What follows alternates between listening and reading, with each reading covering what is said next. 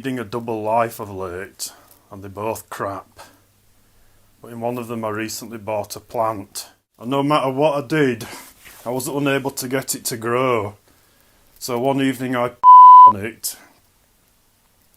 I ended up taking it back to where I got it from, and the man says, "Well, what's up with it?" Well, it's covered in pee.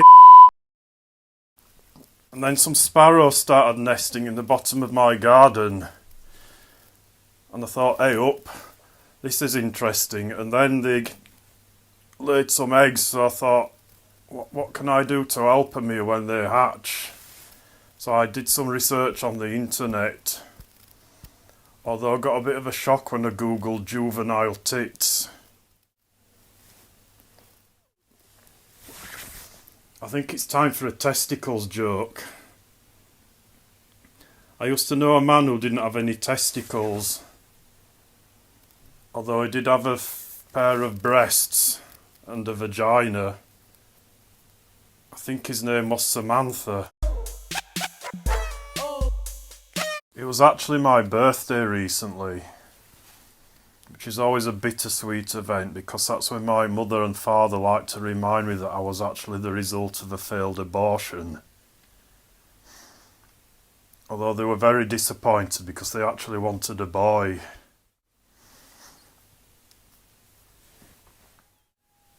I used to know a man who got sexually aroused by cars that won't start. He once got arrested for having a outside Quick Fit. He was in bed with a woman once, and they got talking about their fantasies. She said that she quite liked being tied up and spanked. He said that he wanted to make love to a Vauxhall Cavalier. Guess what my job is? I'm actually a corporate entrepreneurial company directing tycoon who specialises in the retail of quality collectibles and antiquarian artefacts for the discerning connoisseur. In other words, I sell worthless rubbish to morons on a market stall. People come up and they say, well, they sell all this in the pound shop. So where the can I get it from? So I went for a job interview. And she said to me, so where do you see yourself in 5 years? I said, well, dead probably. Alright. And what unique quality can you bring to our organisation? So, well, I'm very good at spotting wigs. And how do you deal with difficult customers? Well, I normally just tell them to off. And then I applied for a job at a fencing company, but they didn't have any posts.